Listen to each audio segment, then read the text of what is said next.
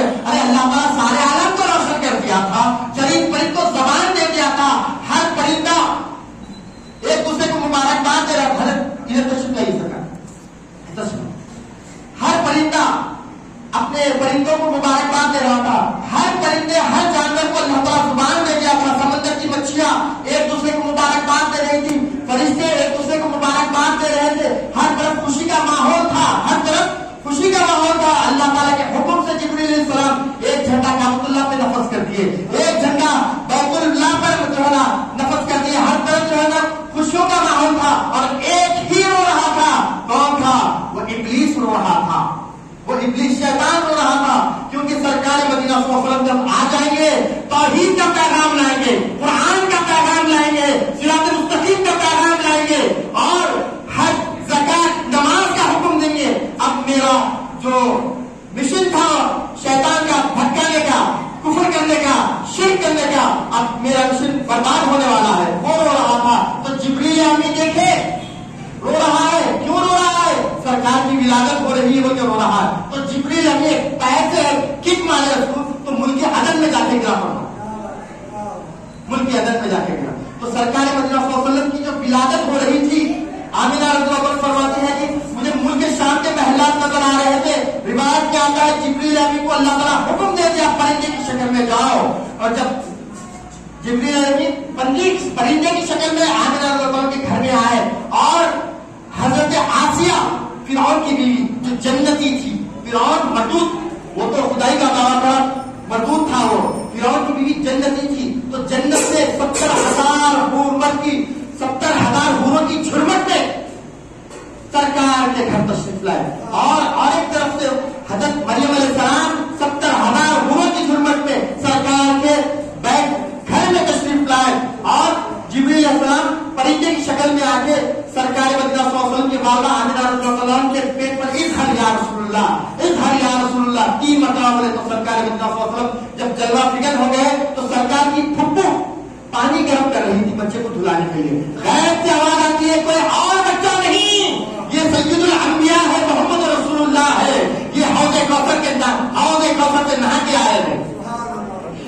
ہر بچہ جب پیدا ہوتا ہے تو ختنہ کرانا ہوتا ہے, تو سرکار کی ختنہ شدہ پیدا ہوئے.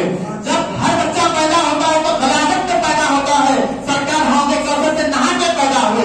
ہر بچہ پیدا ہوتا ہے تو آنکھ میں سرما یا کاجل لگاتے ہیں. ہر سرکار کی جب پیدائش ہوئی تو سرکار کی آنکھوں میں سرمگی تھی. اور ہر بچہ پیدا ہوتا ننگا پیدا ہوتا ہے. جب ہمارے سرکار آئے تو جنت کے ریشمی لباس میں پیدا ہوئے. جیسا پیدا ہوئے تو سجدے میں چلے گئے, سجدے میں چلے گئے. اور اسی کی روایت بے شمار روایتیں ہیں کہ یہی واقعات ابو عامر انصاری رضی اللہ تعالیٰ اپنے اہل ویال کو بیٹھ کر سنا رہے. سرکار ان کے گھر میں تشریف لائیے اور لا کے کہنے لگے, اے ابو عامر تیرے لیے اللہ نے رحمت کے دروازے کھول دیے ہیں, فرشتے تیرے لیے مغفرت چاہتے ہیں, تجھ جیسا جو کوئی عمل کرے گا تجھ جیسی نجات پائے گا. سبحان اللہ. محدث بہت بڑے فقی, بہت بڑے ولی بحر العلوم محمد عبد القدیر صدیقی رحمۃ اللہ علیہ کتاب میں لکھتے ہیں کہ جو سرکار کی ولادت کی خوشی مناتا ہے اس کے گناہ معاف ہوتے ہیں, اس کو اللہ کی خاص رحمتیں ملتی ہیں. اور دوسری حدیث ایک روایت کرتے ہیں عباس رضی اللہ تعالیٰ نے اپنے اہل ویال کو بٹھا کر سرکار کے معجزات اور سرکار کے پیدائش سے میلاد کے واقعات بیان کر رہے تھے. تو وہاں پر بھی سرکار مادب سے نفیس ان کے گھر میں تشریف لے گئے اور کہنے لگے حلت لکم شفاعتی, حلت لکم شفاعتی, تم پر میری شفاعت حلال ہو گئی, تم پر میری شفاعت واجب ہو گئی. علماء کیا فرماتے ہیں, اگر سرکار کی شفاعت پانا ہے تو سرکار کے میلاد کے جلسے کرو, سرکار کی میلاد کی خوشی کرو, قصیدے بردے کی خوشیاں کرو, سرکار کی محفلیں کرو, ہر خوشیوں کا اظہار کرو. یہ ایمان کی علامت ہے, یہ قرآن کا حکم ہے, اللہ کا حکم ہے, اور صحابہ کی سنت ہے. اور سرکار مدینہ صلی اللہ علیہ وسلم صحابہ کے جلوہ فکر ہے. حضرت حسان بن ثابت رضی اللہ عنہ آتے ہیں, عرض کرتے ہیں یا رسول اللہ آپ کی شان میں کچھ اشعار سنانا چاہتا ہوں. سرکار فرماتے ہیں حسان منبر پر چڑھ جاؤ. سبحان اللہ. دیکھیے سرکار کی جب شان بیان ہوتی ہے, سرکار فرما رہے ہیں منبر پر چڑھ جاؤ. تو حسان رضی اللہ عنہ منبر پر چڑھ گئے, تمام صحابہ نیچے بیٹھے ہوئے منبر پر چڑھ گئے, اور وہاں پر منبر سے ارشاد فرما رہے ہیں وَأَحْسَنُ مِنْكَ لَمْ تَرَ قَطُّ عَيْنِي وَأَجْمَلَ مِنْكَ لَمْ تَلِدْ النِّسَاءُ خُلِقْتَ مُبَرَّأً مِنْ كُلِّ عَيْبٍ كَأَنَّكَ قَدْ خُلِقْتَ كَمَا تَشَاءُ. اے حبیب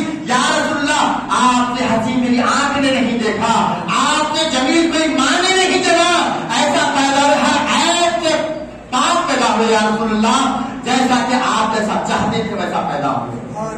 یہ سرکار کی میلاد سرکار کے سامنے سنائی جا رہی ہے. یہ سعادت ہے, یہ خوشی کا ماحول ہے, اور سرکار کی میلاد کی خوشی منانا اور اپنے گھر والوں کو مبارکباد دینا, اس میں خرچ کرنا, گویا اللہ تعالیٰ کا فضل اپنی جھولی میں ڈالنے کی مماثل, اور سرکار کی عنایت ہوتی ہے اس سے, اور بروز قیامت سرکار کی شفاعت ہوتی ہے. اور جو میلاد کی محفلیں کرتا ہے, خلفاء راشدین کا قول ہے, جو میلاد کی محفلیں کرتا ہے وہ ایمان پر اس کا خاتمہ ہوتا ہے.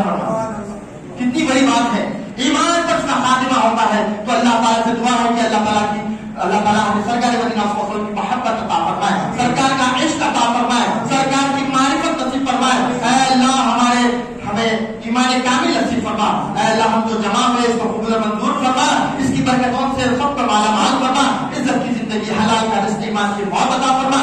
یا رب بالمصطفیٰ بلغ مقاصدنا واغفر لنا ما مضى يا رب العالمين. آئیے تو انشاءاللہ درودوں کی گونج میں ہم سرکار کے آثار کو برآمد کریں گے. اور